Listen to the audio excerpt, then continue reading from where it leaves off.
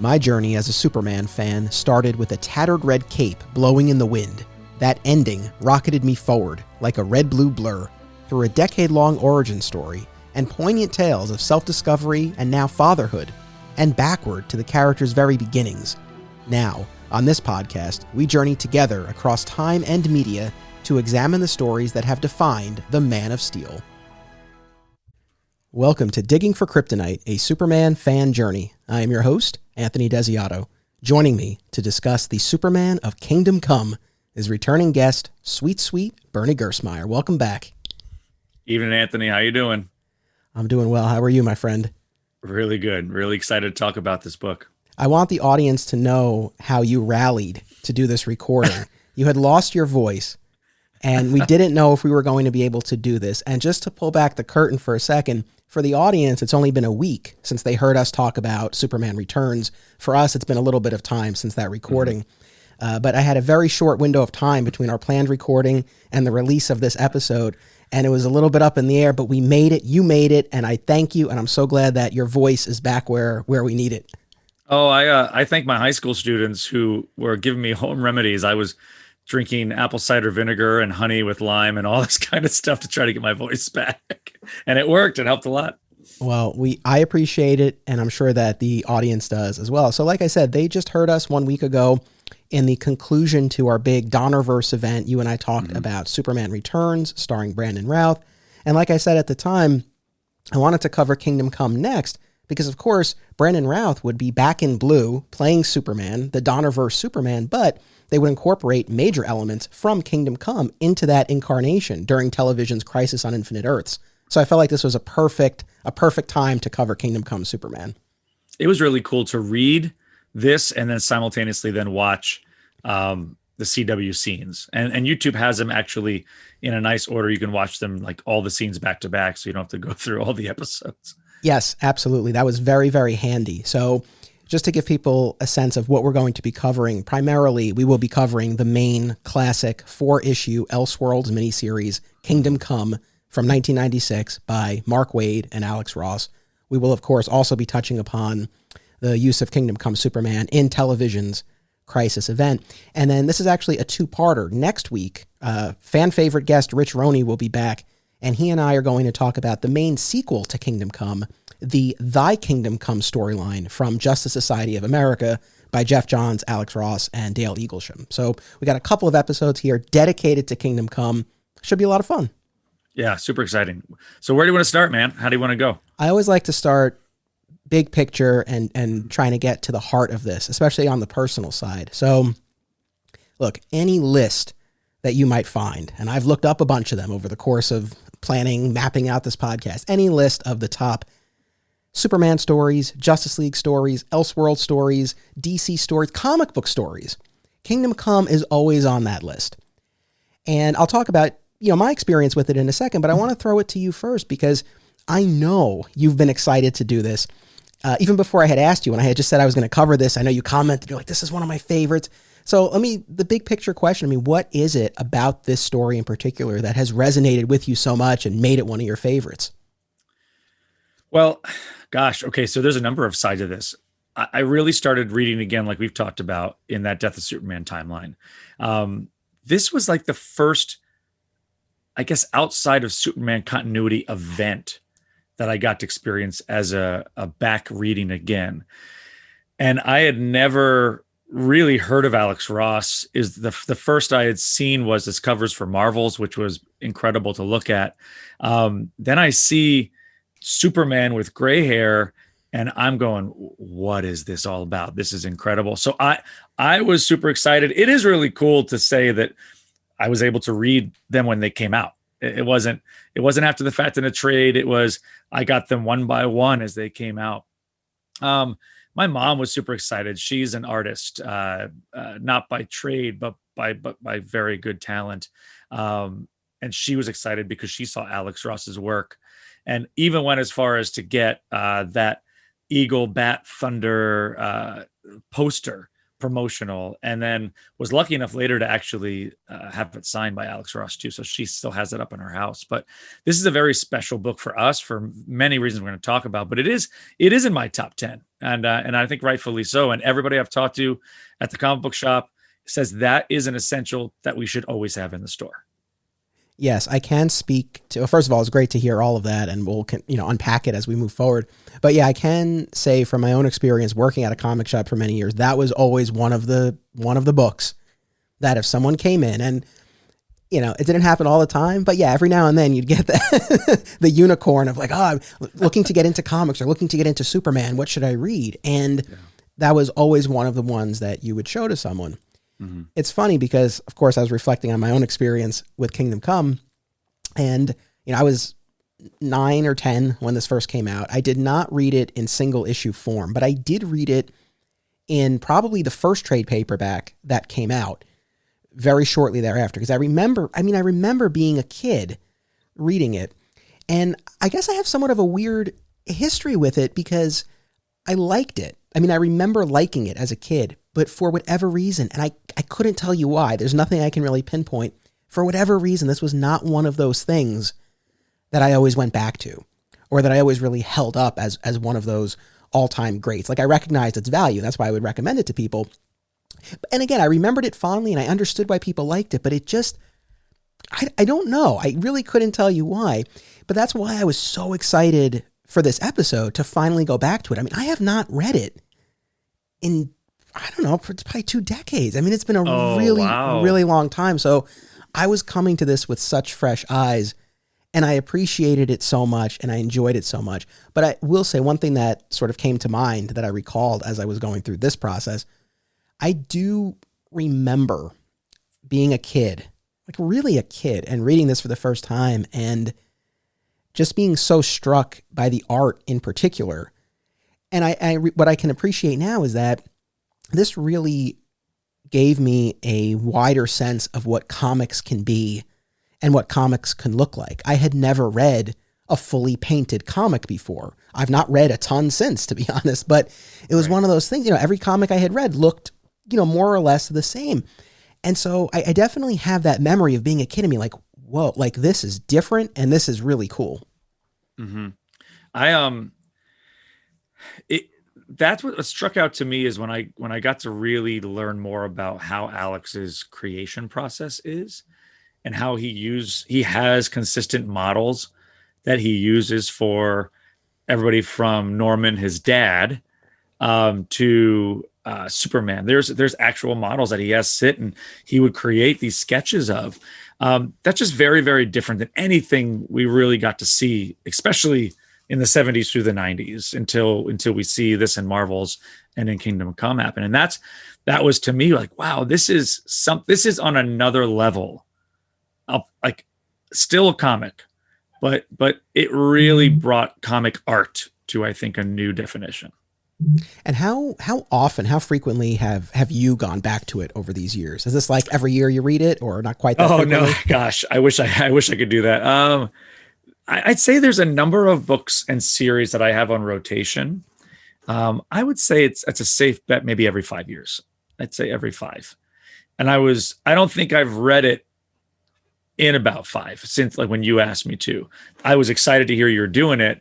And then now that I had another chance to reread it, it brings back such cool memories. It's just because of what the story means. There is a faith aspect that's important to me too. And also just, because of how the death of Superman affected me, seeing that black and red S was very interesting and different. Like, why is he wearing this now? What's going on? So there was a lot for me to connect to, and still is. It's still a very important part of my comic book journey. Awesome.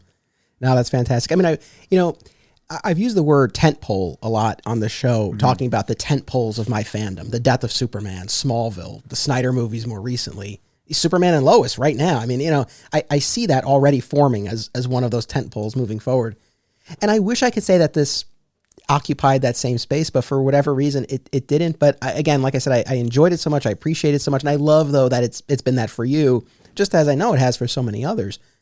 So I don't know that anyone really needs a full-on plot summary, but just in case anyone needs a little refresher, we're in this is an Elseworld story, so out of mainline continuity, but we're in the future of the DC universe, and Superman has turned his back on the Clark Kent identity, on his humanity, on his role as Superman 10 years ago, after Lois and the entire Daily Planet staff died at the hands of the Joker. Superman brought the Joker in to bring him to justice, only to have him killed by Magog, one of this new breed of superpowered beings who were more reckless and didn't care about the people that they were meant to protect.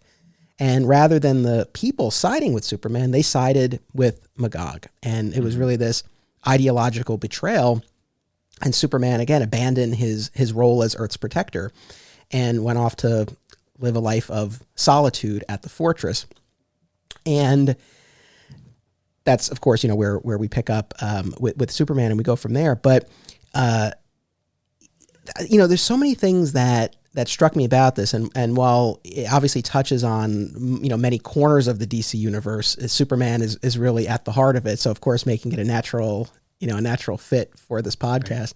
Right. And one of the things that was so interesting, I think this happens a lot when there's something that then gets imitated or homaged or whatever you want to call it down the line. But when you go back and you see the thing that came first, like recently on the podcast, I covered the Injustice animated movie, right?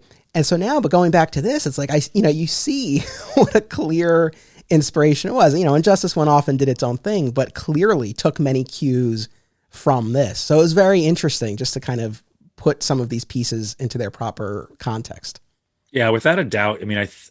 I don't know, somebody out there will know better than me, but I think Tom Taylor is maybe 40, maybe just past.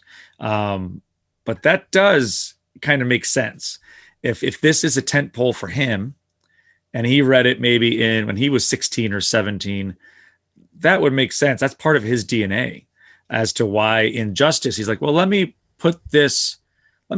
do Kingdom Come, but maybe turn it on its ear a little bit and see what would happen if Superman didn't walk away and instead stayed and changed. Right. And that to me was Injustice, actually, and this because we've talked about this, but Injustice is also in probably at least my top 10 to 20 series also, because I don't love when Superman goes bad. And again, we've had episodes about that too, and how that gets kind of old. It's about more than what Superman does. It's what and how it affects everybody around him. It's how he moves from hope to fear. And in this case, he went from hope to solitude. And that's a really interesting way this book starts. And we don't even have the book start that way. I like how Mark and Alex don't do it chronologically. Right. They tell why he left as an anecdote, but we start with the world is a mess and we find out why it's a mess, which I love. Yes, no, that is a fantastic point. I do love that. And of course, going into it, knowing the story, you know what's going to be revealed, but, reading it for the first time, as best as I can recall, it's like, it's this huge mystery of, where, and it's not just Superman, but most of his contemporaries sort of followed his lead and took more of a backseat and really turned the reins over to this new breed of superheroes. And again, they're wreaking havoc across the globe, and it culminates in this huge detonation in Kansas that wipes out millions of people.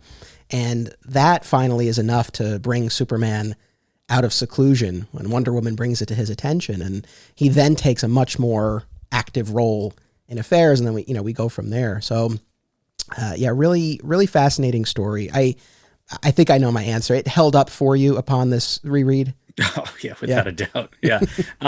What's cool is, and we talked right before the podcast. So the listeners know, you have the traditional with a little bit of, like, you have like the basic DVD, and I have the Blu-ray with all the extras in the absolute anniversary edition. And in the back, I just told you there's an afterword from Mark Waid. And I don't know if you know this, but Mark Waid originally didn't intend this to be a Superman story. So the way this was originally brought is Mark really wanted this to really almost be kind of a sequel to James Robinson's Golden Age. and that mentality of all of the heroes and unpacking what happens when they're older, what happens when a new generation comes around. Are they obsolete? How do they deal with that? And as he continues to write it, Alex Ross kind of just says, this is a Superman story, right? And Mark is not really pleased about this. And the comment that Alex made was, listen, this always needs to be about the generals, not the infantry. So the story shifts, and you can see when and how we really talk about Superman. We talk about Superman's relationship with Batman, Wonder Woman, and we see not just the Trinity, but we see the Justice League in general. Where have they been? How are they? And how have they been affected? But all it comes down to, like you said, it's a Superman story, and he is the linchpin between him and Captain Marvel as to how this goes down. I was not aware of that backstory. That's really fascinating. And yeah, it gives you insight into the process of you know, how we get to this. Because, you read it and it's like, oh, so clearly, Superman's at the heart of this. Of course, it must have always been the intention. So nope. Yeah. You mentioned the religious aspect to this. And what's so funny is that I've talked in other episodes about how when we deal with a lot of these big DC events, the big crossovers and everything, one of the things that I always find missing and long for is a point of view character. Oh, yeah. And here in this story, we have it. This priest, Norman McKay, who partners up with the Spectre and is our POV character through this story. And I said to myself, because again, I read this, late 90s before any of the, I don't know that I had even read Crisis on Infinite Earths yet. So before, and then certainly all the Crisis events that would follow. And I'm saying to myself, is that why? Like, is this why I'm always looking for that point of view character? Because I saw it work so well here. Yeah, there might be something to that. I think you're totally right. I always enjoy issues where a character that is not part of the action is telling the story. I always enjoyed the Lois Lane narrations when it's about Superman and Batman, or Bibbo telling the story when he has nothing to do with it, but he's just outside the Ace of Clubs watching what's happening, and he's telling the emotional side of what it really means to see this unfolding. I think you're right, though. I think that Norman McKay is us. And it's really interesting because not just us, but an older us. That let's say that we were around when Superman was younger, and to see everything unfold and to remember the age of heroes and to see what's going. And, we love to say like, well, back in the day, it used to be this way. That's literally what Norman was talking about. Like, what happened? Who let this happen and why? And then the Spectre unfolds that story more for him because Norman didn't fully understand. But I love it's. I think it's genius. I think it's used so well. And, kind of continuing along this track, I know you mentioned that the religious aspects of the story, particularly appeal to you. And we even talked about this in the last episode with Superman Returns and sort of the, the Messiah comparisons that you see in a lot of these Superman stories. And we talked about how, you are a man of faith. And so I was just curious, like, what your take on the Norman McKay of it all is and what faith in the DC universe might look like. Like, what is your relationship with this in the story? Well, okay, so so if you've read it, you understand what we're getting at with Norman McKay being a pastor in his church. What we might not know is that Alex Ross came up with the title Kingdom Come. He came up with it, and Mark always gives really good props to him about it, that he brought these passages from Revelations to it. And basically, there's been so many interpretations of Revelation done because it's really spoken through as Mark Waid puts it, through the eyes of Saint John. And we really don't know exactly what John saw, but this is what Norman's getting at too. He's trying to interpret what has happened and what he's seen and what he's hearing from the Spectre. I feel that faith in the DC universe always looks like redemption. I feel that is a common thread, that there is clearly hurt, there is evil, there is sin, there is pain, and sometimes it can be taken care of, or sometimes there's sacrifice that then is redeemed, or sacrifice that is just plain sacrifice, and we feel loss because we've had a hero taken away from us.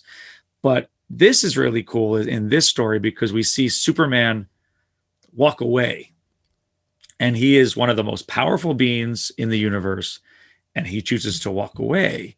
So it's not just a redemption story for humanity, but it's a redemption story for Superman, because he's actually seeking forgiveness from walking away from it all. Right. And that's where I see these connections inside books like this, where it's like, oh, okay, we can take this back to you want to take it back to, New Testament. You can find it in here if you look hard enough. How, I don't know how well read you are on the book of Revelations in particular. I mean, how familiar were you with these specific passages? I mean, enough that there's so much imagery of what you will see in around the throne, what will happen, the order of events when chaos reigns on earth before it is then taken back up to heaven. But again, they're all visions that John had. And I think it's really interesting how they're even drawn. If you look in the pages, they're not sharp. They're very blurry. So they're not perfectly distinct. It's like blurry shades of images. So you yourself are almost going like, is that an eagle? Is that a bat? What is that? And we're interpreting, even though we're being told what it is and we know what it is. But I love it that it's not as clear. When you have a vision, it's not as clear. But Alex, again, I love the dude. He's smart at what he does. Yeah, for sure. And how were you familiar, or have you become familiar with Gog and Magog in scripture? Because I know they pop up in a number of religions, and sometimes they're people, sometimes they're places. Oh, and I should have written this one down. I just saw Gog is an actual person in the Bible. There is a character. I forget. Oh gosh, I'm so mad I didn't write it down. It's okay. I'm sorry, everybody. I knew I didn't take enough notes. But yeah, that's not a made up character. That is a reference, a direct reference. Right. And because they do talk about this a little bit more, we'll talk about it next week in Thy Kingdom Come, when, the Superman of Kingdom Come is on our earth and is trying to prevent the rise of Gog here. Yes. And they do talk about that a little bit, but yeah, I mean, you definitely see how this was pulled from scripture. I was curious, and I hope you don't mind me asking you all these questions, but it's okay. Fascinating to get your take, especially on this notion of what faith would look like in a world like that. A couple of questions. One, I mean, was there anything that you wish Norman McKay had asked the Spectre, or a discussion that you would have loved to have seen play out between the two of them? I mean, and not critiquing it, because I think it's what's there is wonderful, but was there anything that you were like, oh, it would have been really fascinating to see this? I was curious on this read through, especially where I am in my life right now, talking about faith, why he didn't ask more questions about like the, what do you call them? The circle. So where you have Zeus and you have the quintessence. Oh, the quintessence. Thank you. I was looking for that. Because that alone should spark some questions as from Norman as a faithful man of God to go, excuse me, so which one of you is the God I believe in? I think that was a question that I was curious about. Like, why didn't he ask that? Or so where is my God at this table? Or have you left him out? I just think that's interesting that you bring a pastor in and he doesn't ask that question when he's outside basically the material plane, and he's actually really able to talk to what seemed to be God's, and didn't question either his own faith or offer, where is my God kind of deal going on. Yeah, that would have been cool to see that play out. Yeah, you always wonder about this because, I mean, a few different angles to this. As readers, we read these stories. We know the origins of these characters. We know that they got their powers from accidents or science, or they're aliens, or whatever the case may be. But for the average person in the DC universe, I don't know how dialed in they would necessarily be to that. And what they have to rely on is what they see and hear. And, you have these beings with powers that based on any faith that they would have been raised with, right? Like would only belong to a truly higher power. So, you really do have to wonder how that would mess with someone and what they would transfer from, the traditional faith that they've had for that, whichever religion they belong to these beings who are flying around, who can hear their quote unquote prayers and they're pleased to be saved and can actually do that, can do the sort of things that you're typically told man doesn't have the power to do, right? Right. Exactly. Yeah. Yeah, this podcast could go down a rabbit hole talking about faith and kingdom come. I really do think that Mark and Alex were very, very smart about leaving this up to interpretation, but not smacking you in the face with it. I think they also maybe had to make sure they could sell books and realize if they got too far down that path, that could change. And maybe some things from above, they might say you got to tone it down a little bit. But it is interesting because even when we talk about Superman being an alien, that can rub people the wrong way in Christianity, because the minute you talk about life off of Earth, that changes your view. But again, that's really an interpretation of who God is and what he did. Did he only create Earth in those 6 or 7 days, or did he create multiple places in those 6 or 7 days? And that's just that goes down to the individual and what their level of faith or understanding might be and how they interpret it. Yeah. It's interesting. It's really interesting the way it plays out here. But either way, I think Norman McKay is a wonderful point of view character that allows the reader, very easy access into the story, and also creates this real sense of foreboding, because he's, first he's ministering to Wesley Dodds, Sandman, who's, in his final days and having these visions of the end of times. And then once he passes, they transfer over to Norman. So, we definitely know we're building to something biblical. Yep. And he's our guide through this. Yeah. I love his role in this. And the Our Earth version of Norman McKay pops up in the Thy Kingdom Come story in Justice Society, which is cool. But yeah, I really love the way this character is used. And I'm jumping to the end here, but he's the one who talks Clark down.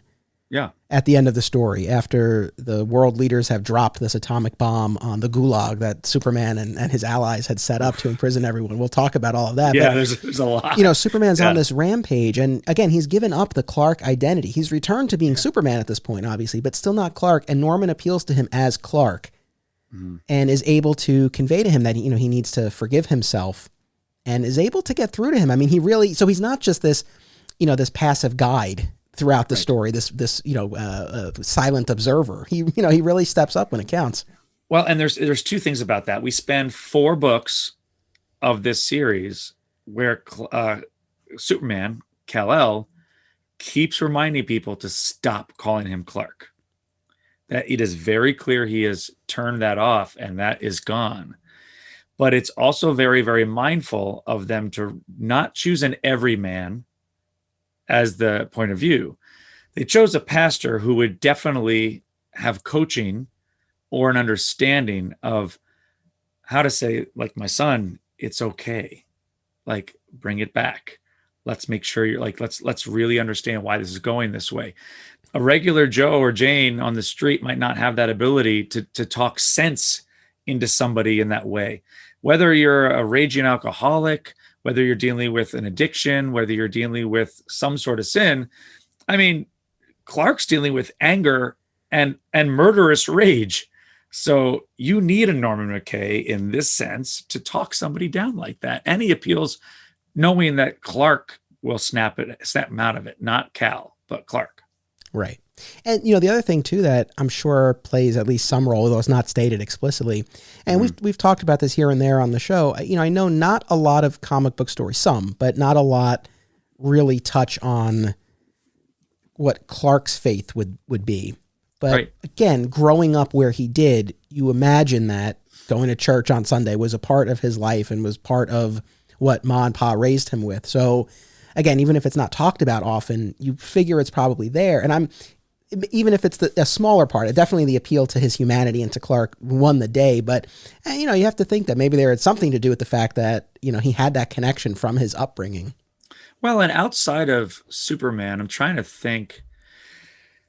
Sometimes we hear of like some of the Egyptian, like when we talk, like when you're going in the Hawkman and Hawkgirl, like backstory, you hear some of the Egyptian gods. What we need to remember too is there was already faith in Clark's life as he goes through his Kryptonian heritage. There was the Book of Ra. There was Ra as a god. Krypton was a faithful society that mixed science into their religion as well. So it's not hard to believe that this already exists in the Superman lore. And then to grow up in the Bible Belt, I'm sure he just shifted into how Ma and Pa appreciated or were part of their own faith. And, another thing that just sparked, and, folks here, look, don't talk about religion or politics, right? Right. But Yeah. I feel like this is a very natural conversation. And, I've talked about this before, just sharing from my own perspective. I was raised Catholic and I went to Catholic school from pre-K through college. It's not something that I currently practice, but I have respect for it. And again, it's a big part of my life growing up. But so when I talk about this, I'm really coming at this more from an intellectual or academic perspective. Like, I think they're interesting questions. So wherever you happen to fall, no one's trying to, thrust anything on you. We're not looking for converts here through our podcast, everybody. It is part of the story, so we're touching on it. But the thing that I think about is, I think we can wrap our minds around why humanity has looked to religion, looked for meaning, looked for answers. And like we talked about, I think things get a little interesting, dicey when you introduce superpowered beings into the DC universe, right? Because now it's like, well, these are like the beings we've prayed to. So what does that do? But then you wonder, for the superpowered beings, do they look to religion the same way that, humanity would, did prior to their arrival? It's like, if you are Superman, you have the powers of a god, you have people praying to you, do you long for that for yourself, for your own spiritual well-being? I wonder. You're going to talk about it more. You're going to have to in the next one with For Thy Kingdom Come and the kingdom itself, because that is a through line where there is a cultish religion that comes into play for people who followers of Superman in the future. So not to foreshadow too much, but you're going to have to hit on it again, buddy. So it's going to come back. And how do people start looking at superheroes as gods? I think there's always been this sensationalism, like almost a celebrity kind of vibe, whether it be a superhero, whether it be a rock star, whether it be a famous actor. We like to, as humans, attach something sensational. So you see somebody, the regular human sees somebody with superhero, and we tend to say godlike powers, whether it's Shazam bringing the lightning down, or Superman lifting a building off the ground. There's going to be some sort of reverence in there. Like it's almost a sensational sense of awe. So it is very similar. So I think people would fall into that hero worship, so to say, to use it, to turn a phrase. So I think it's pretty natural for the regular person to start attaching faith or godlike things to these characters because they can do things we can't. And that's what we see it as. Right. Yeah. I feel like if this were ever to happen in the real world where beings like Superman appeared, I think, and look, Man of Steel and Batman v Superman got at this idea, which is one of the things that I liked about it. I think you would have a wide range of reactions. There would be those who think it's not real, even if they saw it with their own eyes. If someone told them that it was fake, they think it was real. There would be that. There would be those who thought that they were divine. There would probably be those who think they were sent from above. There would be those who would look for more of the scientific explanation. You would really, I'm sure you would get that wide mix. So anyway, very interesting questions. And one of the things that this book gets at that I think makes it so fascinating. Let's take a quick commercial break and then we will continue. We'll be right back. Acme Comics is a locally owned and operated full-service comic book store in Greensboro, North Carolina for people of all ages and walks of life. Since 1983, this 9-time Eisner Award nominee uses their collective knowledge and resources to connect you with the best material available. They pride themselves on their significant contemporary and vintage back issue selection. Mail order subscriptions to new releases are available, And all offerings are available to anyone, anywhere, via mail order. Follow Acme on social media and eBay, listen to the Acme Cast on all podcast services, and visit acmecomics.com for much more. Film lovers and filmmakers should check out this family of film festivals: Brightside Tavern in Jersey City, Hang On to Your Shorts in Asbury Park, Point Lookout on Long Island, and In the Cut in Bloomfield, New Jersey. I was fortunate enough to have my work shown at these festivals, and I found them to be very enjoyable and well-run events. Submission information for filmmakers, as well as details about the festivals generally, can be found at filmfreeway.com. Follow the festivals on social media for news and updates about events, discounts, tickets, and more. Also, be sure to listen to the Hang On to Your Shorts and Cullen on Film podcasts, available via a shared universe network. Fat Moose Comics is New Jersey's best and oldest comic book store. Established in 1982 and currently under new ownership, Moose sells a wide selection of new and old comics from every publisher, action figures, graphic novels, posters, statues, and more. If you're looking for something and they don't have it, they can probably get it for you. They know a guy. Visit Fat Moose in Whippany the next time you're in the Garden State, and be sure to reach out via the Fat Moose Comics Facebook page. Flat Squirrel Productions is an affiliate of BCW Supplies. The next time you need to restock on comic book bags, boards, boxes, and more, be sure to use promo code FSP, that's FSP for Flat Squirrel Productions, to save 10% on your order, and it helps support the show. Thank you. And we're back. Bernie, you want to give a plug for the comic shop that you are involved with, All Yeah Comics? Oh, I'd love to, man. Thank you. All Yeah Comics, we've got multiple locations. The one I'm affiliated with in their community is All Yeah Comics here in Skokie, Illinois. We call it beautiful downtown Skokie. We're just about 20 minutes outside of downtown Chicago, but our store has an amazing mix of new issues, back issues, trade paperbacks, Funko Pops, collectibles, some toys, hard to find key issues. And what we're most excited about is our kids section. We're blessed to have All Yeah Comics be kind of flagship stores for Art Baltazar and Franco, who were the writers of Tiny Titans and Superman of Smallville, and a lot of other great series. And Art is our resident artist for Skokie, and the All Yeah Comics Harrison store is where Franco is located on the East Coast, just outside of New York City.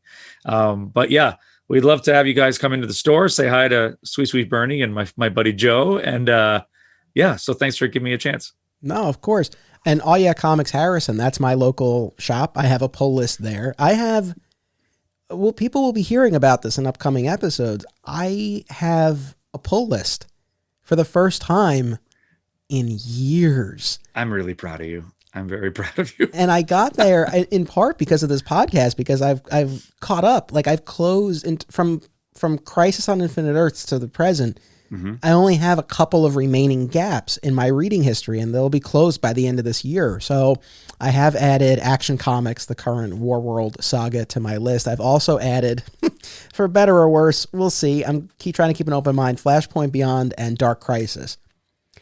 And I did that I'm really getting ahead of myself here, but whatever. People know I plan way ahead on this show, and you do. I've got this run of episodes on the DC Crisis events that will probably kick off next year on the podcast. So I want it to be current as these events are unfolding. But anyway, I just to echo what you said, yeah, All Yeah is a wonderful, family of stores, and I do hope that people will check out All Yeah. And the other question for you, where does Sweet Bernie come from? Because I started to see people refer to you as that and address you as that on Facebook, and that's why I introduced you that way now. But where's that come from? It is ridiculous. I don't even know. So Mark Hammond, the owner of All Yeah Harrison, started in the pandemic doing live sales online. So he's got a massive inventory, and when there was nobody that could come to the store, we were all on Facebook Live sales, claiming, like in an auction format, he would show a book, talk about it, say, this one's going for $10, and you had to put claim and whatever book you wanted. So there'd be up to 30 people sometimes on the sale every other day or maybe once a week. And I came on the sale, and Mark at some way, shape, or form said, like, hey, Bernie's on the sale. He's a sweet guy, sweet Bernie. And then Ben, his coworker, went, "Sweet, sweet Bernie," and then that just stuck. And now there's people that on their phones, because they use their phones for the live sale to type in. There's people that have said when they start typing "sweet," "sweet, sweet Bernie" gets filled in by their phone onto their. So that's disturbing, but wonderful all at the same time. It's That's hilarious. amazing. I did not realize this was so recent. I thought this was a long term. Oh no, nickname. it was the last few years, and I got snarky on a sale, just being goofy, and then somebody called me "Sweet and Sour Bernie," and it was really funny. but yeah, so it's stuck, but it's mostly on the live sale and the oh yeah community. So. Gotcha. So all right, zeroing back in on Kingdom Come here. Yeah. The thing that I enjoyed most about this and found most valuable and interesting and worthy of discussion, I guess, is the nuance to the challenge, the tension, the conflict that Superman faces in this story. We talked about Injustice, a recent story that takes a lot of its cues from Kingdom Come. And in that story, Lois is killed by the Joker, or Joker is ultimately responsible, and Superman loses it and kills the Joker and starts down this path, and we chart his descent. And right. I've not played the games or read the comics, but I did watch the animated movie. I did an episode on it. I was not particularly enamored by it. And I was with the character to a point, the fact that he would break and kill the Joker tracked, but I couldn't stay on board with the depths to which Superman fell. Even though it is an alternate take on the character, I just felt like it's lost me here. Well, there's in my notes, I asterisked as I was reading. It was part 2, the Truth and Justice side of things. My brain kept going back to the creation of, in the Wildstorm universe, of the group called The Authority, which has now returned into continuity and is working with Superman, which is really interesting to me. The reason I bring this up is that in the Injustice story, where Superman to everybody goes off the rails, is where he really takes this authority position, where he goes, for years, Batman and I have been trying to do the right thing, and whether through hope or fear, put people away who are criminals. They still come back, they still escape, and they kill more people. So we're done with that. We're not doing that anymore. So does he kill the Joker? Yes. Does he go off the rails and start murdering people?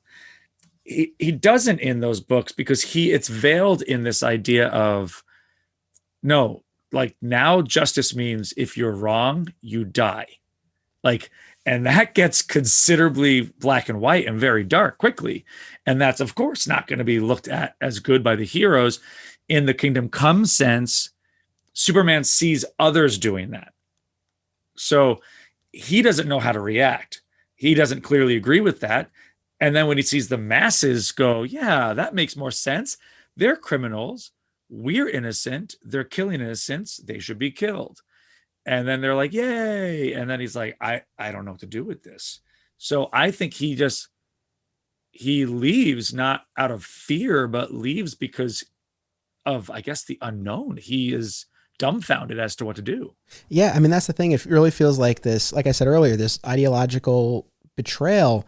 And I mean, so a couple of things. I think it's so heartbreaking, but so fitting that his greatest sin in this is, at least at the outset of the story, is inaction.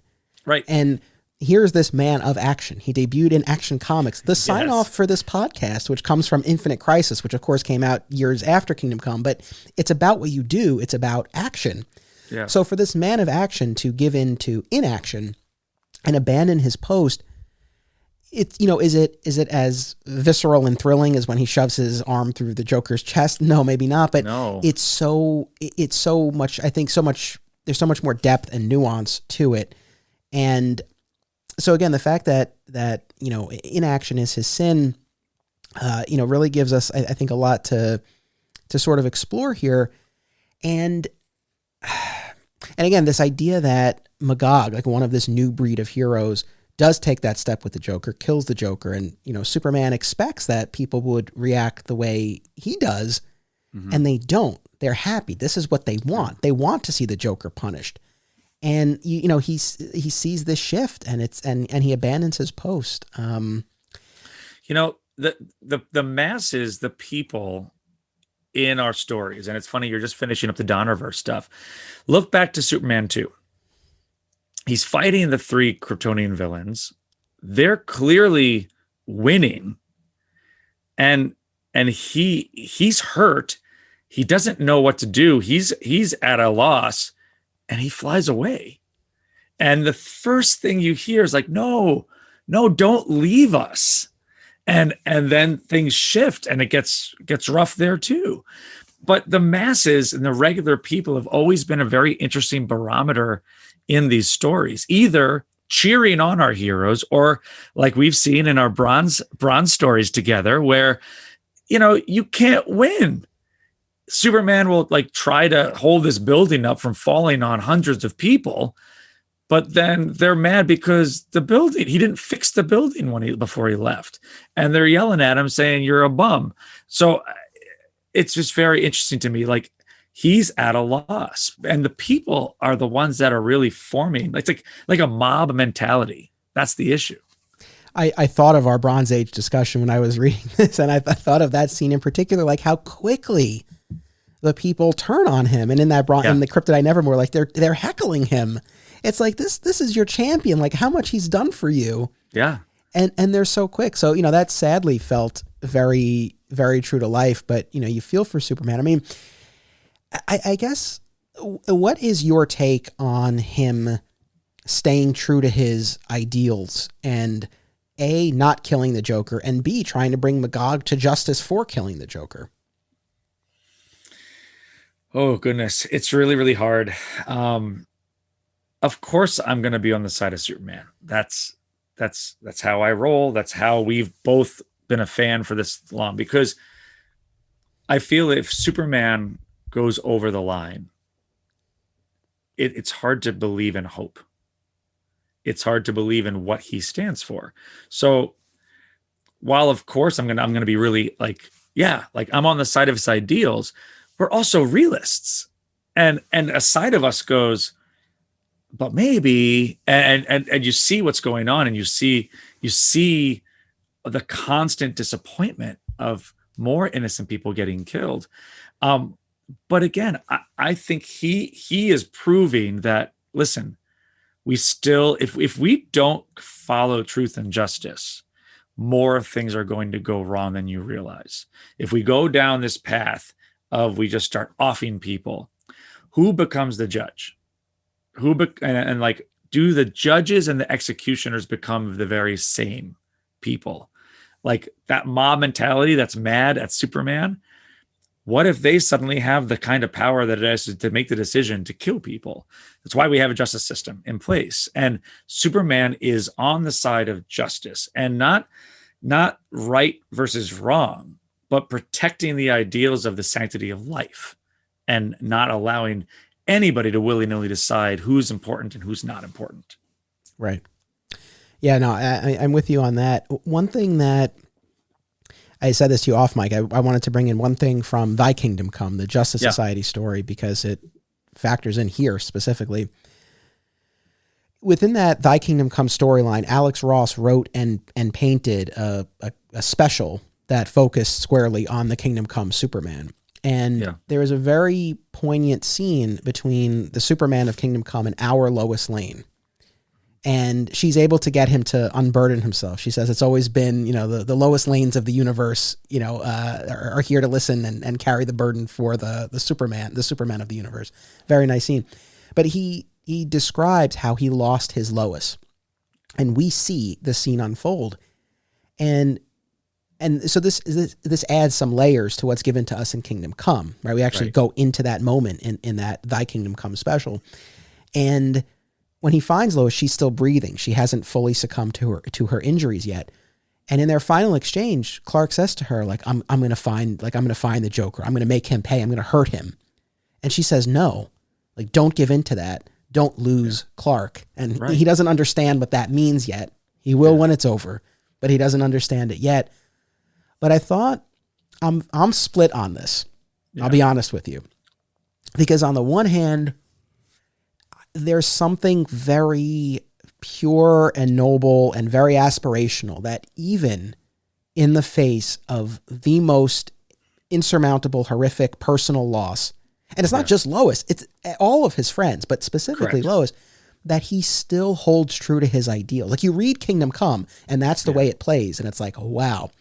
You get this, I don't want to go so far as to call it a retcon, but like you get this added information, and it's like, oh, he was going to give in to anger, and it was Lois, this promise to Lois that kept that at bay. There's stuff that I like about both. I'm so torn. Where do you land on this? well, it's kind of cool because again, that's now you ask the question: did Tom Taylor read that special and go, all right, here's an Elseworlds. What if Clark ignored Lois? And you get injustice, and that's what happens. It's interesting because we talk about our reread books and our reread series. The other series that I read probably maybe 5 to 7 years, is the entire Warren Ellis and Mark Millar Stormwatch Through the Authority. I read all the way through that because it's a very, very interesting approach to government's failings, superheroes' failings, and all these kind of things. So I am no stranger to the other side, where heroes, it's not about going off the rails. It's about them going, we've let you try this for 50 years. It didn't work. We're doing it our way now. And if you don't like it, try to stop us. And you start to see this. It's weird. It's not an anti-hero. They're still heroes because they're still doing incredible things for the world. But there's a point where they go, nope, you're done. And they just take you off the board. And that's scary as all get out, really. And I always saw the Authority books as a superhero / horror book. Like, what if? And that's why Mark Waid, funny story though, if you haven't yet read out there, Mark Waid's Irredeemable, you need to look into that too. There's some other sides of this that you see in Irredeemable where devastating loss turns that superhero, the Plutonian, into what we're talking about, and he goes the other way. Gotcha. I did read the beginning of Irredeemable. I really liked it, and I always meant to finish it, and I never did, but I will get there at some point. It's worth it. But yeah, I am sort of split on whether staying true to his ideals is just an automatic, inherent part of who he is, or if it's because of this promise that he made to Lois. There's something, when we talk about solemn vows, where we get into Batman territory, but there's something about that is very pure and very powerful, and I can get behind this idea. And look, I mean, I've talked about this on the show. I don't need to get into this again. We even talked about it last week when we were talking about how he lets Lex's goons die in Superman Returns when he's lifting the thing. This whole idea that Superman never kills under any circumstance. I don't subscribe to that because I don't think that is really realistic. And I think that, and Mark Waid would disagree, but I feel like, and I've said this before, that, moments where he's able to find another way, it's like the writers gave him another way. It's like if you put him in a position where there's not, I do genuinely believe he would be willing to make that choice. Not happily, not easily, not frequently, but he would be willing to do what he needs to. Now, of course, this is a little bit different because this isn't in the heat of the moment, right? When he finds the Joker, whether it's in this story or in Justice. I mean, this is really a retaliatory, hey, you've done too much. You keep getting out. I have to put an end to this. It's different than like in Man of Steel, where it's like truly a heat of the moment Zod or the lives of this family. Different circumstance, but still that same sort of idea. But anyway, I say all of this to say that I'm not firmly in this camp of like, oh, he can never kill under any circumstance. But again, it's just as far as the reason for why he doesn't kill the Joker. And it's not, it's interesting too, because it's not even that he doesn't kill the Joker. It's like he tries to bring Magog to justice for killing the Joker. It's like, this is so counter to who Superman is and what his ideals are. But now, the thing is too, like I feel that I can rightfully say that I be on his side because we know his backstory, it's not just Superman, like you said. We got Superman. Lois Lane makes Superman who he is. And like you've said, Mon Pa Kent makes Superman who he is. So it's not just him out in the universe. The Clark Kent as a son and the Clark Kent as a husband, that completes the Superman package. I think without him thinking through that stuff or getting that advice or hearing those voices, dead or alive, that again, like I was saying earlier, it's a slippery slope. Like, you know, they always say that you do one crime, it's easy to commit the second one. So you kill one person, it's easy to kill again. And that's been a quote in superhero stories for decades and decades, that it's very easy to fall down a dark path if you're not careful. Right. So I don't know. I see both sides really easily, and I love reading about that Elseworld side of things, but I'm always going to go with he knows the rule book, and he's got the voices in his head from good-hearted people. Yeah. I mean, as we're talking this through, I think I'm landing on the side of I could have done without that flashback showing that promise to Lois. I think that probably takes away a little bit more than it adds. It messes you up, I think, a little bit more. Yeah, I think so. Well, now here's my other question with Kingdom Come. What's the greater sin? Like, would it, he won't kill Joker. He tries to bring Magog to justice, like doing quote unquote the right thing, right? Yeah. But then he leaves, and his contemporaries follow him, and this new breed of superheroes, they run amok, and it results in this atomic detonation in Kansas. Right. And so what is the greater sin here? Yeah. And that's, of course, you're playing that. It's not the butterfly effect, but you look at like cause and effect. That did him walking away cause that? If he stayed, if he fought, if he said, no, I don't care that you're all on Magog's side, I'm on the side of justice, he needs to be brought in and atone for the sin that he just committed. We might not have had him tearing a hole in Captain Atom and blowing up half of Kansas and killing all those people. So, I mean, I hate to say this, but so is it possible that Superman is the cause of those deaths? And like you said, Superman doesn't kill, but inadvertently, sometimes he does. Right. There are, just because you didn't kill him yourself doesn't mean a choice that you made didn't end up killing someone else. Right. Well, it's tough. Yeah. But so now I can't tell. I'm really enjoying this. I hope the audience is too. Yeah. You might be. You might have turned us off at this point, but who knows? No, I think it's interesting. I mean, this Kingdom Come has been analyzed and discussed so much that, sort of going page by page to this thing, I don't think would really be the path forward. I think, these questions that try to get at the heart of this character in particular, I think that's where it's, most interesting for us and hopefully for the audience. But that sort of leads to the other big thing one of the other big things I really appreciated about Kingdom Come, which is first there's this inaction. He's gone for 10 years. I know what you're doing. He's seemingly off on the farm.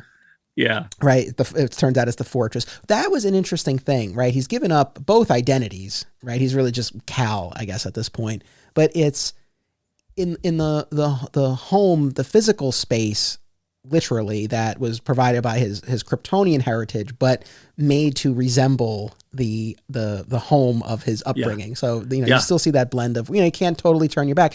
It's, I always have to make a Smallville connection, but at the start of season 9 of Smallville, where Clark had really turned his back on humanity after the whole Doomsday affair, and he's wearing the black trench coat and he's training with Jor-El and he's fighting crime, but he still goes back to the farm to feed the dog. There's always that piece that's still there, that pull. But when he finally does emerge, when Diana shows him, clues him in on what's happened, and he watches the news reports, and he's like, I knew this would happen, and he makes the decision to come back, I thought the story did a really nice job of showing how hard it would be for Superman to really exert his will upon the people in the way that he does. And, I did a whole episode last year, if anyone hasn't checked it out, on the morality and ethical duty of Superman. And we talked about the Alex Ross, Paul Dini, Peace on Earth, where he tries to solve world hunger. We talked about Superman 4, The Quest for Peace, where he tries to rid the world of nuclear weapons. Like, how far should Superman go? And, but I think some of these stories, like Peace on Earth, definitely, Kingdom Come, definitely, from the end, towards the end of the Triangle era, the King of the World storyline. Yes. All of those stories, I think, did a really nice job of showing that, okay, it's one thing, should he do this? But there's also the practical side of what it would take to actually maintain this. Like, it's easier said than done. And you see that play out here. It's like when he tries, it's not enough for him to just show up and show a better way. There are those who do not fall in line. And then then what do you do with them? Well, we got to contain them. How? Well, we'll build a supermax prison in the remains of Kansas, and that escalates things. Yeah, and that's the thing. In my reread, I'm thinking through all these things, and as listeners, I hope you go back and read this and take some of the little seeds that we're planting, like philosophically, ethically, morally, or even just honestly, good versus evil and inaction versus action.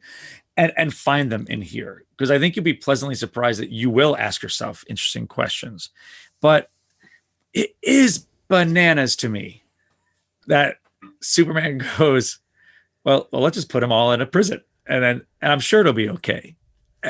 And I mean, let's see, who does he talk to? Orion. He goes to Apocalypse to try to see if he'll help, and he's like, well, I got my own problems here.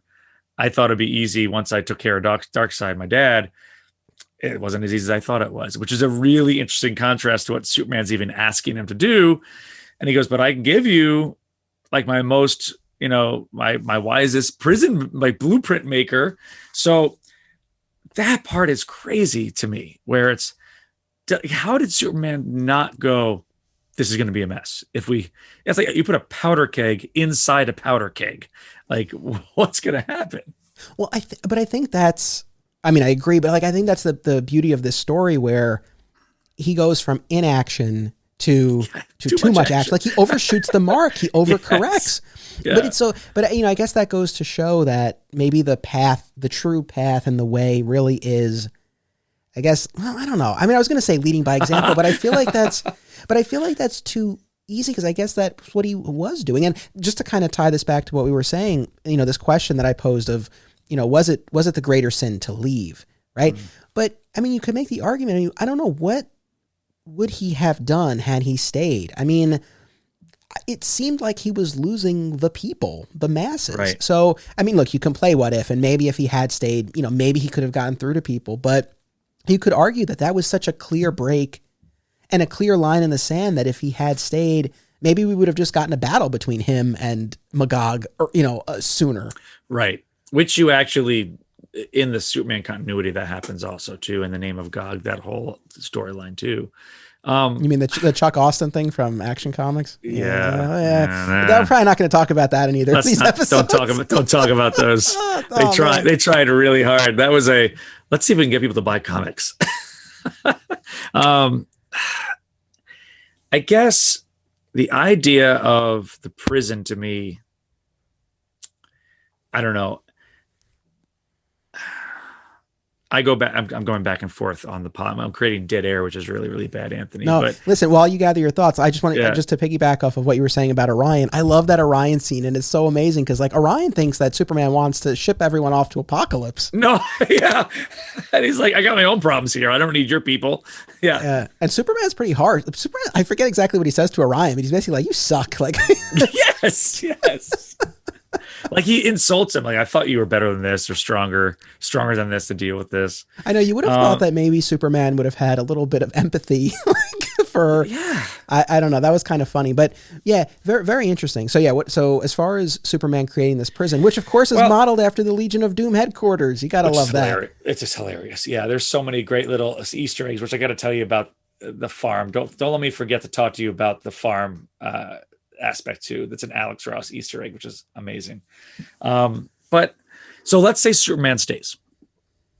So would he be able to convince the masses this is the right way to go after this pattern of behavior? Like, would he really, like, that's what I keep asking myself. Did he need to go? I'm thinking back to the Bronze Age story, Must There Be a Superman, where the Guardians step in from Oa. And basically they're basically saying, if you keep doing this stuff for them, they're not going to learn on their own. So should you really be there? So we kind of see Superman again. Alex Ross has a huge affinity for the Silver Age and Bronze Age, and you see it throughout this.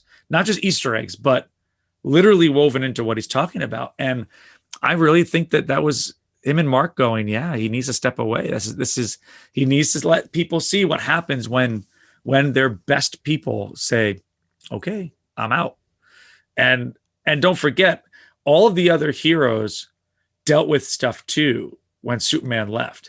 They all had issues happen to them. Batman's body failed him. Wonder Woman's people denied her. Aquaman hides and goes back and just takes care of Atlantis, which is an amazing line, by the way, that Aquaman said that we have to go over.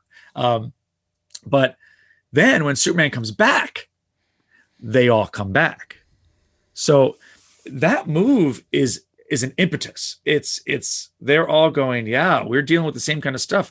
I think we all need to just bow out for a while and let them deal with this garbage on their own. And then they get this new era of heroes, and suddenly they're really unhappy.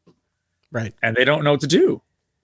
Yeah. No, I agree. Like, I think he does have to leave, because for the people to welcome him back, they have to see how bad it can get. Yes. And it's like, if he had stayed, maybe it wouldn't have gotten quite so bad, or maybe it would have taken a little bit longer to get there. Yeah. But I think his absence, accelerated all of that and created this situation where they really needed his return. Right. So, and it's not really fair that we say that Superman caused the Kansas disaster, but I think it's a no-win situation. Like, there was no good call. If he stays, there's a problem. If he leaves, there's a problem. So that's the other thing he was dealing with, is no matter what I do, I feel like I'm losing. So what do I do here? Yeah, no, absolutely. But yeah, like I said, there's this whole idea of, if he does exert his will to this extent, impose his will, like, there's a standard of heroism that he subscribes to, that he feels this new breed of heroes does not, and he's going to show them the way. And a lot of them fall in line, but a lot don't. And so then it becomes this question of, what do you do with them? And like I said, some of those other stories that I cited, like this, show the practical side of all of this. Peace on Earth is a wonderful example where he decides to try to cure world hunger. And there are parts of the world that refuse to accept the food. They kill their people. Yeah. Rather than accept the food. So it's like, what do you do in that situation? It's like, not everyone is always going to welcome the help, even if they should. No. Or whatever the case may be. Again, that King of the World storyline, that was a little different because he was being mind controlled, so he wasn't really himself. But, he was still ultimately trying to do good. He was taking it too far. But, he ended up needing to create this whole, army of robots to patrol and maintain this peace that he had imposed on people. Right. So, yeah, but as far as, whether a prison was the right solution. Well, yeah, and then you've got the hologram of Superman inside the prison, like, teaching. Like, the criminal's like, no, don't forget, this is how this should be. You need to change your behavior. And I mean, they're basically like just like throwing food at the hologram. It's like, no, you don't listen to this guy. There's a lot of cool nuggets inside the gulag too, like why Captain Comet was the hero that they chose to use to protect the gulag. And there's a lot of neat stuff that we can get into at towards the end as like last little fun facts that we can talk about. Oh, okay. Right on. Yeah. One of the things, and I know I'm kind of jumping to the end here, but it culminates in this big battle. We have this prison break that, Luthor, we haven't talked about Luthor yet, but he has this whole, mankind liberation front. Yeah. And, so he facilitates, but we have this prison break and this big battle, between the heroes. And like we said, the world leaders send this, nuclear bomb to take them all out. And Superman and the Spectre and Norman McKay, they're all faced with this choice, right? Yeah. And I thought it gets really interesting here, because if they let the bomb drop it will wipe out the superhuman population and humanity can move on, move forward. If they stop the bomb and they save the lives of the superhumans, eventually this superhuman war will wipe out humanity. Right. So it's this choice here between, and it's painted very clearly as this choice between superhumans and humans. And you know what it called to mind to me? It made me think of All-Star Superman. Oh. When Superman is faced with the riddle of what happens when the unstoppable force meets the immovable object. And he has to solve it. And he does. And he says they surrender. Yeah. And and ultimately the way through here was this realization that there isn't this divide between superhumans and humans. We're all people. Right. Which I thought was a very, beautiful notion. That, the practicalities of it aside, I mean, clearly there are some issues here, but I really did appreciate that. And like I said, it did make me think of that All-Star Superman and the seemingly unsolvable question. How did you feel about the way that played out? Well, it was interesting because that happens kind of right before he's dealing with Billy, right? Right before he's dealing with Shazam. Well, I think they start right there fighting, and then they see the bomb. Yeah, they see the bomb, and it's when he finally snaps Captain Marvel out of it, and Captain Marvel realizes that he needs to be the one that does this. Like he needs to figure out a way to stop this, where everybody can find peace. But the sad thing is, it's not enough. It's not in time. The realization is not in time. The thing that Alex Ross does so well, he shows, because of how he paints the human face, he shows expressions so much differently than we even can see, I think, in comic book form. So you see on Wonder Woman and Batman's face in the clouds as they see the bombs coming and dropping, you see it on Superman's face. You even see it on Captain Marvel's face that we don't know if we can make this stop. So they know what has to be done, but ultimately there's this realization you see on their face in the artwork that I don't know if this is going to happen. And that look of pain where Superman is kneeling in the ashes and dust and skeletons of every superhuman, only to thankfully be surprised that Green Lantern was able to save just some. I think it's maybe only like 8 to 10. I feel like it wasn't even that many. I forget the exact numbers, but yeah, Green Lantern saved some, but also, Billy, while he wasn't able to stop the detonation, was able to get it to go off higher than intended. And that was able to spare some lives too. The Superman versus Captain Marvel battle is a classic epic one, Marvel using his lightning against Superman, and then Superman, finally getting the upper hand. Pulling him in. Like figuring it out. Yeah. Very cool. And, we've seen them throw down in a similar way in Justice League Unlimited in the Clash episode, which is a classic. That's great. Oh, so good. I guess one thing that I'm sort of undecided on, I got to get your take on this, is when the bomb is falling, right? And we have this ethical dilemma here of who do we choose, right? Yeah. What did you make of Superman ultimately passing it off to Billy, right? Because what he says is I'm going to stop this. You can stop me. Yeah. Or you can let me stop. So it's like he is making a choice, but I feel like I was kind of mixed on it. It was this weird thing where it was like he wasn't being inactive like in the past, right? He's made a choice here, but I feel like he's passing off the moral obligation or dilemma to Captain Marvel. What's your feeling about that? But there was a line. There was something I'm going to look in the book really fast. There's a line that he says, though, Anthony, that was very interesting because he asks, the way he says it, there's a reason he gives him the choice. He says, "Listen to me, Billy. Listen harder than you ever have before." He said, here it is. "What I don't know is whether I should be allowed to." Oh, that's right. Yep. And that decision is not for me to make. I'm not a god. I'm not a man, but you, Billy, you're both. That's right. And that line is the reason he wanted Billy to choose. Billy has lived as both. Like, Superman's not a man. Like, even if he acts like one, even if he's raised by one, he's basically a god. He's an alien god.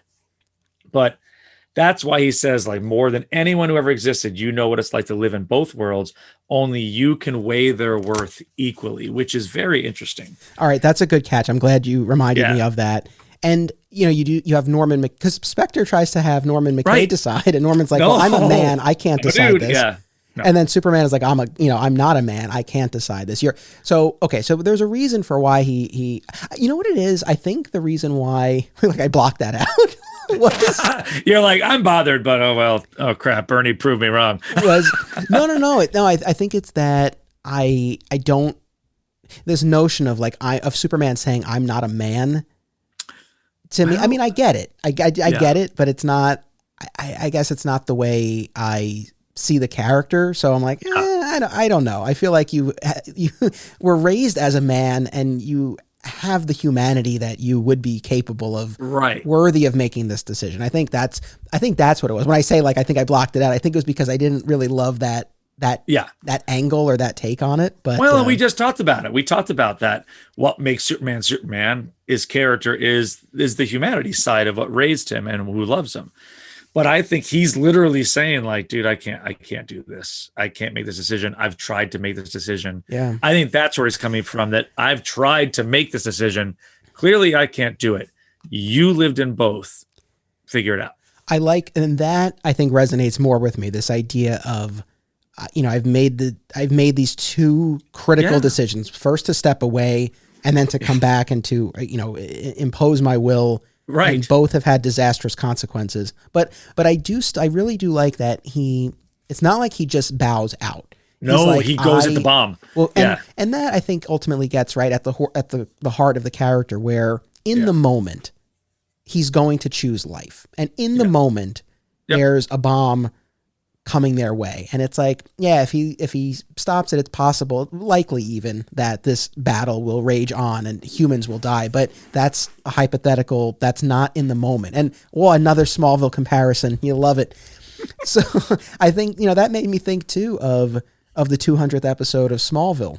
Oh yeah. When he was visited by Brainiac 5 and he's given this tour through his past, present, and future. And Brainiac says to him, the moral of that episode was, a hero is made in the moment, not by regretting the past or fearing what's to come. It's in the moment. And that's what he does. And, so I did like that. And, but I do thank you for reminding me of the bit with Captain Marvel. Cause that does certainly answer a lot. It's a great take, because if Superman goes at it, like, that's what he does. He said, like you said, I have to have some sort of action. I have to now do something.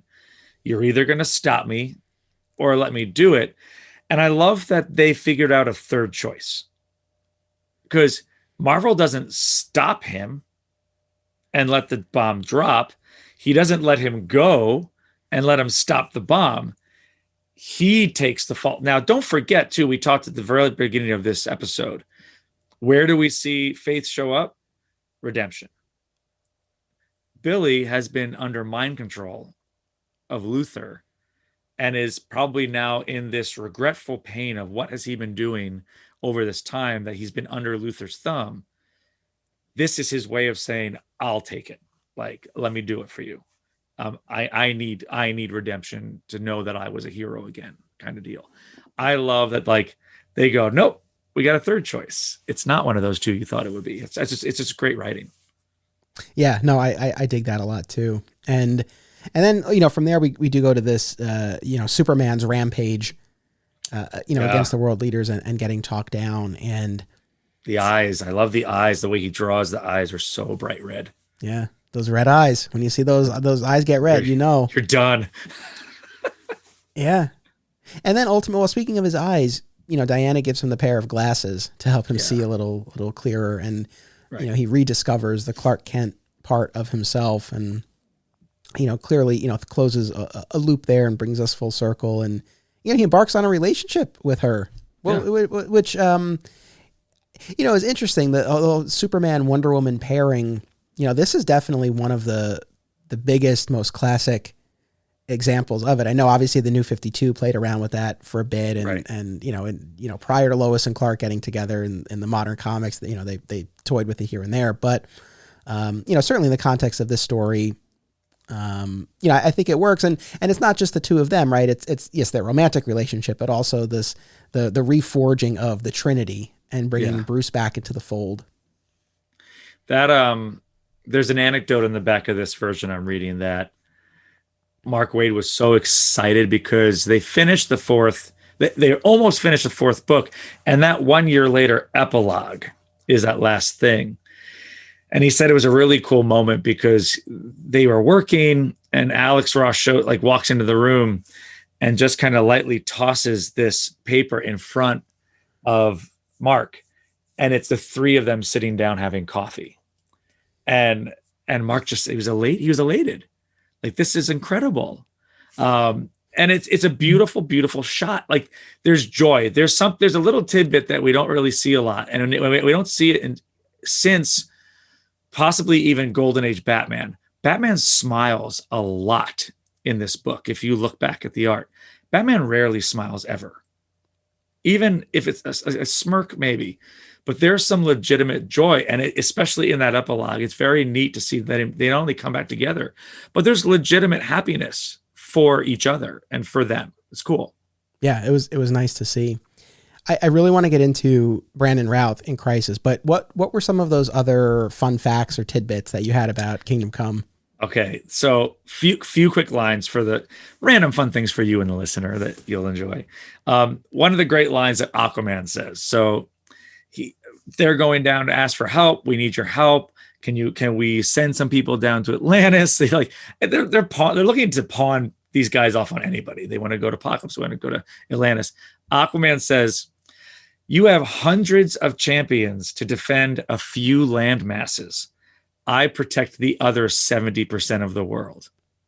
And I'm like, he's got some balls, man. That's pretty awesome. He's like, just so we're clear, this is how the world works. I do all of this, and you can't even figure out how to run that 30% of land up top. That was one thing that I thought, oh, Aquaman's awesome. Like, people give him shit way too much, but he says it does great stuff. Okay, Captain Comet. Did you know who Captain Comet was before this book? Just very, very generally. Okay, this is another Alex Ross Easter egg. Alex Ross has a super affinity for the very early Fawcett comics way back in the day. Captain Comet was one of that pantheon. There was a pair of villains in this too. The Bullet Head. You saw that, like, there's Bullet Head and then Mrs. Bullet Head. These are characters from Fawcett Comics before they were bought out and changed. But he just thought there was something he wanted to throw in that was personal, and he wanted to have Captain Comet come back because, again, everybody was in this book. Okay, so if you didn't know who that is, look him up. It's an interesting character. All right, this is really random. So it's so hard to find, but especially now that Super Pets is coming out, the movie is coming out, and I've got an affinity of that because Art and Franco love doing all the pets. They have a whole line of plush animals and all this kind of stuff. When you go to the farm scene and Diana's talking to Superman, in the background, you can find every one of the original super pets over the course of the Silver Age into Bronze Age. And there's even this really tiny monkey. There's Beppo, the super monkey in there. And it is the weirdest little tidbit that I was like, wait a second, I'm going to go in. And then I look it up, and sure enough, there's all the super pets that are there. So again, it's silly to me, but I thought it's funny. No, it's cool. It's one of those things where, I read this over 2 sittings because there's a lot there. And I said, I had the time. I was like, all right, let me sort of break it up a little bit. But it's like, even within that, I knew, and I know now, I know there's so much stuff that I missed in the art. So I think that's one of the beautiful things about it. And that lends itself to those revisitations because there's so much there, so much detail, so many Easter eggs. The last thing I think we should really talk about too is there's always the ultimate question of why was a book written? Why do they choose to? Now, Elseworlds obviously was in itself a big DC thing. We made this big push in like Crisis on Infinite Earths, and nope, there's one Earth. But then that kind of screwed over DC of telling fun stories that are not in continuity. So Elseworlds was huge. Mark makes a statement in this book that in the early 90s, like, so when Image was formed eventually, there was this kind of big sense of the anti-hero. There was a lot of rebellion happening in comics. There was kind of a pull away from the golden age of heroes. And they actually wanted to call Kingdom Come the heroic age, but then they were worried, again, like they would step on James Robinson's book.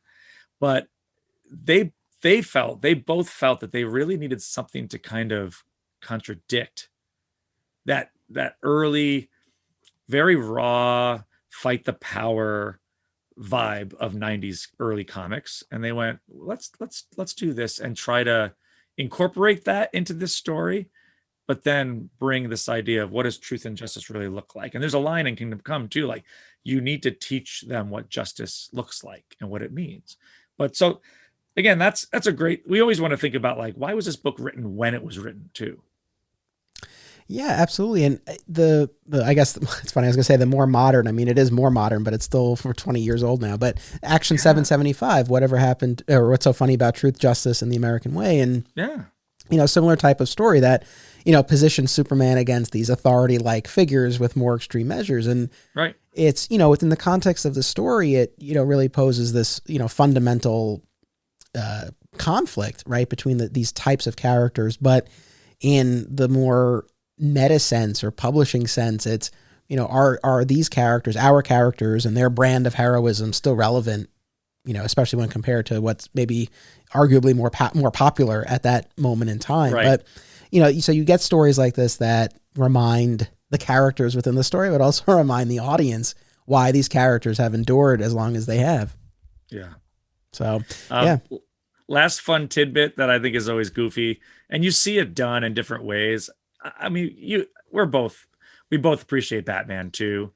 There's a great scene in the Batcave when so old Batman's in there. He's talking with Superman, and he's saying something, and before he can even finish the statement, Superman's gone, and then Bruce goes, "Oh, so that's what that feels like."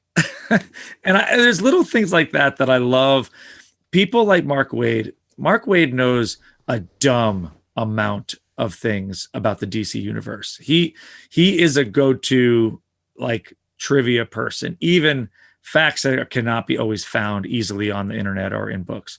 But I always love when you got somebody who just knows their poop and just knows these characters in and out. Does such a great job of turning it and going, oh, all right, so that's what that feels like. It's just fun. Yeah, I love that scene, or is it? I don't know if it's that one or the later one when Superman goes to ask for help. Yeah, and Bruce refuses. He does give him the tip about Captain Marvel and Luthor, but he doesn't help him, and of course then he will join the battle later on. But when we talk about the future of the DC universe and possible futures, it's usually not good for Batman and Superman. They don't look good. No. So again, it was so great to revisit the Kingdom Come comic, and it also, I obviously had seen Crisis on Infinite Earths when it aired in 2019 and 2020, and again was familiar enough with Kingdom Come that I got what they were doing there. But now rewatching those Crisis scenes in the context of Kingdom Come and our recent Donnerverse event, got so much more out of it. So. For anyone not familiar, Brandon Routh went on to star as Ray Palmer, the Atom, within the Arrowverse series. He was on Arrow and primarily Legends of Tomorrow. And well done. He really does a good job. Yeah, it's one of those things where, it's like clearly he's carved out a path for himself. He's continued to have a career, but it's like your heart goes out to him to an extent, right? He was Superman on the big screen, and then he ends up playing a C or D list, DC hero, on a relatively low budget CW show. Nothing wrong with that, but you certainly get the sense, I'm sure he had a different career in mind when he got the role of Superman, but he made the most of what he got. Oh my goodness. And that's not even his own fault. He was told that by WB execs saying, this is going to be a 3-picture deal. You're going to be Superman. We're putting our chips in your corner. And that's a hard thing to do to any actor, let alone somebody doing a character of this magnitude. But they take care of him in this storyline, which I think you're going to segue into. They really do. That's the thing. I mean, even separate from the specifics of the story, and I think they really did right by him, but the fact that he had the opportunity to suit up again as any version of Superman was really cool. And you're actually going to be meeting him at a comic convention very shortly. In less than 48 hours, I'll be having my arm around him, taking a picture with him. I've never met the man. I've only read and watched interviews with him, but he seems like a good guy, as much as you can tell from interviews. Yeah, but exactly. He seems like a good guy. It seems like someone who does. Yes, there was the career aspect, but also seems like he cares about the character and being a custodian of the character. And so, when they announced that he was going to have the opportunity to suit up again, I was very happy. And this was even before you and I rewatched Superman Returns and had the discussion we did and found even more appreciation for it. But even that aside, it's like I always liked him and what he had done in the movie.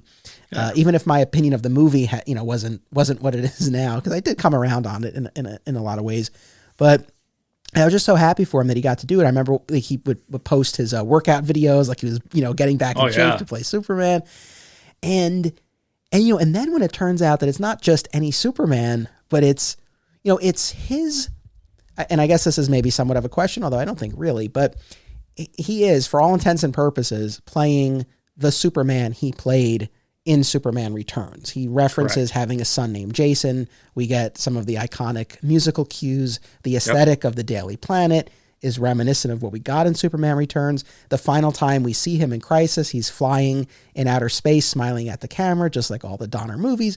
So I think it's very fair to say that's the version of the character he's playing. But it's not just that version. He's in the Kingdom Come costume with many elements from the Kingdom Come storyline woven in with the Donnerverse Superman. So it's not totally Donner, it's not totally Kingdom Come. It's a very interesting blend. What do you think? Well, and I'm going to ask you this question, Mike. My question was, as I was watching it, I was so happy. Same as you. I feel he was finally getting to put a period at the end of a sentence and not this ... Oh, kind of sad end. My question is, where does this take place? So we definitely know that we see all of the plaques on the wall. We know this is, post Lois dying. Everybody's dying. There he's paying honor to them. And then he tells the story in the episode that we see in Kingdom Come about the Joker and that kind of stuff too. So my question is this after he's come back? Is this the 1 year later mark? Like, so are we in the middle of the year? So if we finish Kingdom Come, this happens, and then he has a baby with Wonder Woman, or is like where are we at in the story? That was my question as I was watching it. Oh, interesting. So I guess it's open to interpretation. I guess I wasn't. How do I put this? I certainly took it that what we saw in Superman Returns was in continuity, but I didn't necessarily take it that all of Kingdom Come. And that's actually, but I was going to ask you, and I think this is sort of an interesting thing here, because when the Arrowverse, Clark and Lois and Iris show up at the Daily Planet on his Earth, and so Clark is the editor-in-chief of the Daily Planet. Like you said, we see this plaque of all of his fallen friends, including Lois, and he talks about the reject from Gotham, presumably the Joker, who gassed the building and killed them all. And in a subsequent scene, he references having a son named Jason, who of course was established in Superman Returns. But yeah, you don't know exactly how many more of the elements from Kingdom Come were actually at play there. And that was actually one of the things that I was wondering. I was like, did he have that? Did he give up for any period of time? We don't know. I mean, they don't give you enough. So I guess it's really, you can fill in the blanks in your head. Well, and he's and he's clearly wearing the black and red Mhm. S. So and I think he even says it in the episode, he's wearing, he changed his S to honor them. Right. But so I guess you could say that they've just retconned and not used Kingdom Come per se, but a piece of this to make, I guess, again, like a period on the end of the sentence. So we could see, okay, what happened to that Superman? And it made sense for this story to use a piece of Kingdom Come, but maybe not the whole thing. Yeah, I mean, I wonder, and I'm curious. It's like why use Kingdom Come? Is it just because the costume is cool and fans will respond to it? Is it that they knew they weren't going to have access to the rest of the cast, so this was an easy way to be like, well, they all died, and there's a comic book story where they all die, and that was an easy tie-in. There's probably my favorite scene, and I think a lot of people would probably agree with this, of him as Kingdom Come Superman, is when he shows up on the Wave Rider and he has that interaction with our Arrowverse Lois. And he says, when I put on this crest, I made a promise to never stop fighting. Now, to your point, I mean, I think, look, this is all open to interpretation, but I think there's a valid argument to make that there was probably, especially knowing that they're pulling from Kingdom Come, I would argue that there's some period of time where he does give up. Yeah. And he changes the crest. And when he puts it back on, it's that promise that he'll never stop. Like, I don't get the sense that they all died and the next day he put on the black and he's like, I feel like there was something in between there. Was it 10 years? I don't think so, but but I feel like there was something like that, right? Yeah, and maybe there's an addendum to Kingdom Come where he comes back and it wasn't quite as crazy going on to make him come back. He went away, got his crap together, put the new shield back on, and says, listen, I'm here. And maybe the events of Kingdom Come eventually come to pass later, but it's clear that this made sense. And not to be weird, but they probably also, if they're going to have two Supermen fighting each other, it's easier to distinguish who's who with one with a different crest on. Yes, no, that is very true. It's so funny going back. This is more of a tangent, but I've talked about my love for Superman and Lois and how I've so come around on Tyler Hoechlin as Superman. Oh yeah. So it's funny though, because I remember watching this the first time and it's like, I just was not on board really with his version of Clark and Superman, but his show has completely changed my opinion on that. So it was fun to kind of go back to these scenes with that in mind. I was so judgy because I at first was like, he's not even big enough to be Superman. I was like, he's too scrawny. This kid's not Superman.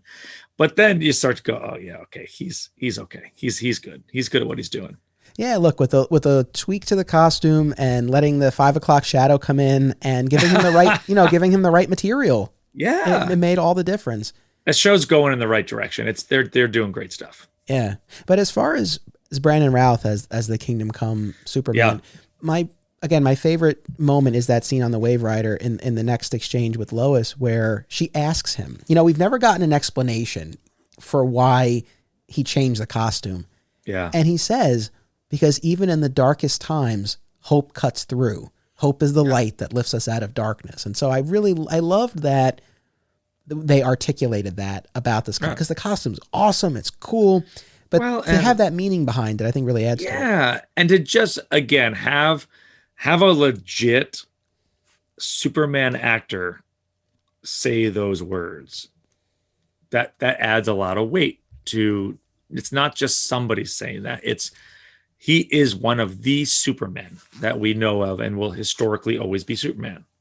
When we talked about Superman Returns, we discussed the fact that, his performance, we enjoyed his performance, but it was very much meant to emulate and call to mind Christopher Reeve. Whereas here, did you feel like he was able to put more of his own stamp on it? Yeah, definitely. I think so too. And I think, again, he's supposed to look a little older, which he is. They added the gray. His hair's a little longer. It's just different. But again, I felt it's so sad that it's a character. I felt more good for Brandon Routh. I was more like, oh yeah, buddy. I wanted to give him a little fist on the chin. Like, you did it, man. Like, I felt good for him.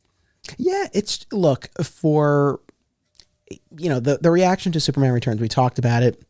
It was what it was. It didn't take off. It didn't launch the franchise that it was meant to, or the movie career that he thought he was going to have. And like I said, he made the most of it. But to have that opportunity to go back and it wasn't just like they stuck him in a costume for a couple minutes and it was like they really did something meaningful with it, and we got to see a version of the character, this Kingdom Come version.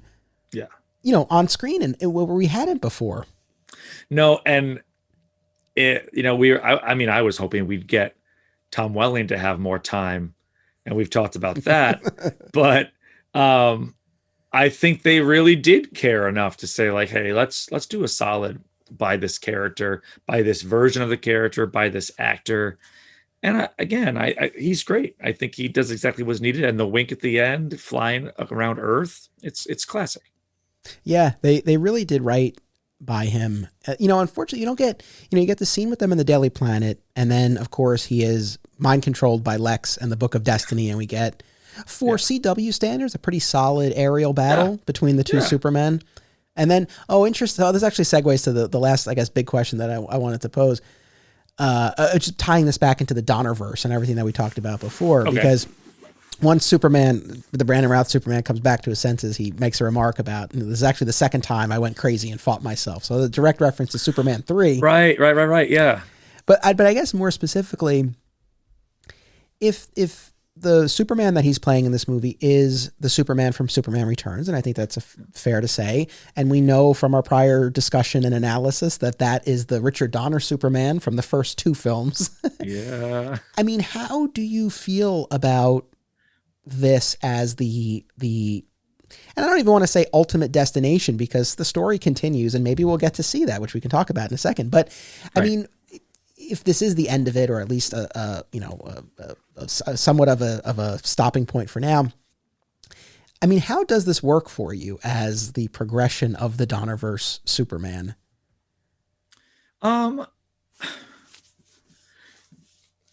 For that character, I never want to say this. Like, I never want to add loss to someone's story, but I feel that him going through the route that he had to lose Lois and all of that adds a lot more depth to that version of Superman.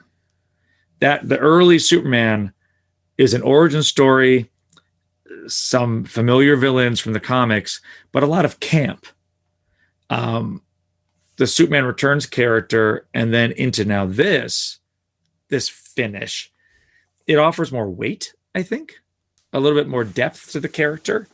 And so I'm okay with that. I think, again, he gets a chance to redeem, the rest of the story. So that's, again, it's kind of the theme for the night. I feel like there's a redemption of the actor, there's a redemption of the character. And ultimately I like that we know that it's a happy ending, but there's other things coming.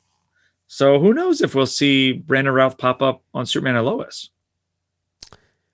Yeah, that I don't know. I would be kind of surprised about that, but I know their fans were certainly campaigning for an HBO Max style series for his version. And when he was on Rosenbaum's podcast not too long ago, he even said something like he had made some inquiries. Yeah. About something like that. I would watch the hell out of that. I would actually enjoy that. I would like that a lot. Yeah, that would be very, very cool. But, it was cool to see the Kingdom Come Superman brought to life on screen by an actor we have that affection for. I thought they really did right by him. As far as adaptations, it's kind of shocking that we've never gotten an animated adaptation of this. I'm very happy we haven't, actually. Well, okay, I think I know why, and this is what I was going to say, because I've followed a lot of the DC animated movies over the years, and the ones that I've always enjoyed the most are the ones that are taken more directly from the comics, specifically the art style. Like, I love the New Frontier animated movie. I'm actually right now in the midst of rewatching The Dark Knight Returns, which is very much emulates the Frank Miller style. Not I wouldn't say it's quite as close as like New Frontier is with Cook, but it definitely definitely has that feel to it. Superman, Batman, Public Enemies, definitely took that Ed McGuinness art. Yep. And so that's the thing. Whereas the ones that are more, and I don't say this, I don't, I know a lot of people work on these and it's a lot goes into making them, but some of them just feel a little bit more generic looking to me. And those are the ones that I don't latch onto as much. So I think you and I are on the same page where it's like, if they were ever to do this, they would have to do it right. And I don't know what that would look like. I actually think Kingdom Come will lend better to doing a live action HBO Max miniseries, because Alex Ross's art looks so much like real people. Yeah. You can't you can get away with doing a different art style on a comic book. You can't get away with doing a comic book version of real people. Like, we're so close to the Kingdom Come art looking like a person. Have a person do it. I think that would be incredible if they were able to pull off a Kingdom Come 6-episode miniseries. Oh my gosh, it'd be incredible. That would be. But I mean, I don't disagree with any of that, but just from a business standpoint, isn't it crazy that they haven't done it? Oh yeah. It's crazier that there's not more merch. This symbol is so freaking cool. The black and red symbol is so tight looking. And I don't know why they haven't marketed on that more and brought it back. It's 26 years ago. So that is kind of weird. But maybe again, HBO is really, they're putting all of the WB and DC properties into HBO Max now. I would not be surprised that we see less movies and we see more on HBO. Especially with the Flash and all that stuff going on. Yeah. Yeah, I would love to see that, and it seems like Routh is on board, so I think that'd be really cool. I guess the last thing I'll say, and this may be kind of a jumping off point for the next episode, but it's surprising to me that there haven't been more follow-ups in comics, right? There was The Kingdom that Mark Waid wrote. It was a 2-part miniseries with about half a dozen one-shots. I'll probably talk about that a little bit next week. It was not very well received, but it did introduce the concept of hypertime, and it had the Kingdom Come versions of Superman, Batman, and Wonder Woman traveling to the past and interacting with the current, then current versions of the characters. So, there's some interesting stuff there, but it definitely didn't capture what Kingdom Come had been. To kind of let's remember that I feel there are Holy Grail series. So just remember that Infinite Crisis, that took, 87 was Crisis on Infinite Earths. That took almost 30 years to get a follow-up. So I do think that it's almost taboo. Oh gosh, I don't want to be the person to screw up the follow-up on Kingdom Come, which they kind of already did a little bit. But if they're going to do it, they got to do it really well. Well, and I think that's so again, just like when I mentioned the animated thing, it's not even so much that I'm saying I wish there were more. It's just surprising to me. Yeah. And for the amount of bad things that they put out there. Look, I guess that's sort of the point that I'm getting at here is that I hate to say it, but I guess this kind of speaks to the lack of faith that I have in leadership at DC, where it's are they really that worried about screwing it up? Look what they've done. Yeah. So it's more that, but yeah, we got The Kingdom. When Jeff Loeb did his Superman Batman run, he played around with a version who was dressed like the Kingdom Come Superman, but was not ultimately that version of the character. There was more of a tease. Yeah. And then of course, what we'll be talking about next week, the Thy Kingdom Come story from Justice Society of America. Right. And that's a post Infinite Crisis storyline. And, the 52 series that followed Infinite Crisis had established that the Kingdom Come world was one of the Earths within the Reborn multiverse. So it really now does have a designated place, within the multiverse, but we've still not gotten a ton of use. But yeah, I do agree with you. I think there are certain things that really don't need to be touched. And what we have gotten by ways of sequels, of varying degrees of quality and worthiness, like the Thy Kingdom Come, we'll be talking about that. There's a lot of good stuff in there that I did like. So I do think it was a valiant attempt, if nothing else. Yeah. I'll be honest. I think that they put a pretty good period on the end of this story too. So if anything, I'd rather see a retelling in a cinematic or HBO version. I'd rather not see let's try to make season 2 of Kingdom Come. I don't think that's going to work. Well said. All right, my friend. I thank you so much for taking part in this. This was really a lot of fun. I hope people enjoyed it. I mean, I think we got at some really interesting ideas and questions. Yeah. I had a blast. Yeah, me too, man. Thanks so much for always keeping me a part of stuff. Well, on that note, Bernie, sweet Bernie, will be back in a few episodes. I don't know exactly how many, a few episodes, but we have an event coming up later this spring and summer on Lex Luthor, and you'll be joining me for one of those episodes. It's going to be a big multi-part Lex event. It's going to be a lot of fun, and you will be with me for that. Yeah. So I might need to shave my head fully clean to do the Lex episode. Oh, the very last thing I'll say, I've been going gray over these past few years, especially on the sides. You're going Kingdom Come Superman on us. That's great. One of the guys from Fat Moose Comics said that, I guess, to be comforting. That was like, hey, you look like Kingdom Come Superman. It's like, all right. Take it. Just take it as it was meant. I'll just take it. I'll embrace it. But anyway, so you'll be back for that Lex event. And nice. Yeah, I look forward to that. So thank you, Bernie. Thank you, audience. Make sure you come back in 1 week for part 2 of our discussion of Kingdom Come Superman. And until then, remember, it's about what you do. It's about action. The spin-off podcast, Digging for Justice, a DC fan journey, is available now exclusively at patreon.com/Anthony Desiato, starting at the $1 level. New episodes release monthly, and many more rewards are available too, including a robust back catalog of bonus podcasts. Thank you to all patrons for enabling me to produce this show.